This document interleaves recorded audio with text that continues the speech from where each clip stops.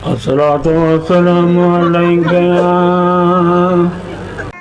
दोस्तों इन्हें के छा मिलती बिटाई चवा त कदुर वारा कम थिया खुटा ख़रीदार कहिड़ो कदुर आहे ख़बर न आहे त केतिरो कदुर आहे सलवात शरीफ़ जो सलात मुझे हबीब ते अल्लाहुम्मा सल्ली अला सय्यदना व नबियना व मौलाना मुहम्मद व आलिहि व अस्हाबिहि व बारिक व सल्लिम अलैहि। हीरा लाल हथन में वंडीन वेठा वींझार इहे जेका सलवात दुरूद जेको पढ़ियो हिन आलम सगोरे इन वींझार साहिब जंहिंखे ख़बर आहे त इहो सलवात जा केॾा फ़ाइदा आहिनि केॾो इन जो मक़ाम आहे तव्हां पढ़ो दिलि सां त तव्हांजी दिलि बि रोशन थी वञे।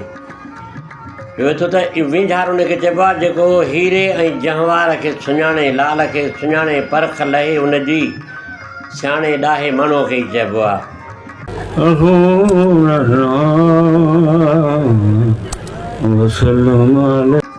सम्झनि कीन सैद चवे कढनि मोतुनि मां बि मयार। हाणे इहो अहिड़नि मोतुनि मां अहिड़े जेको दुरूद पाक तां अलाह चवे त पढ़ो ऐं उन मां बि मयार कढनि उन जी बि गिला कनि। सम्झनि कीन सैद चवे कढनि मोतुनि मां बि मयार जेके लोह कुटनि लोहार तन खे कहिड़ो क़दुरु सोन जो। दोस्तो तव्हांखे शेर सुठो लॻो हूंदो उमेद त हिनखे तव्हां शेयर कयो ऐं कमेंट कयो लाइक कयो। तव्हां पंहिंजा कमेंट ॿुधायो त तशरीह सही आहे या न। हक़ मौजूद जे लतीफ़ जी ॿोली।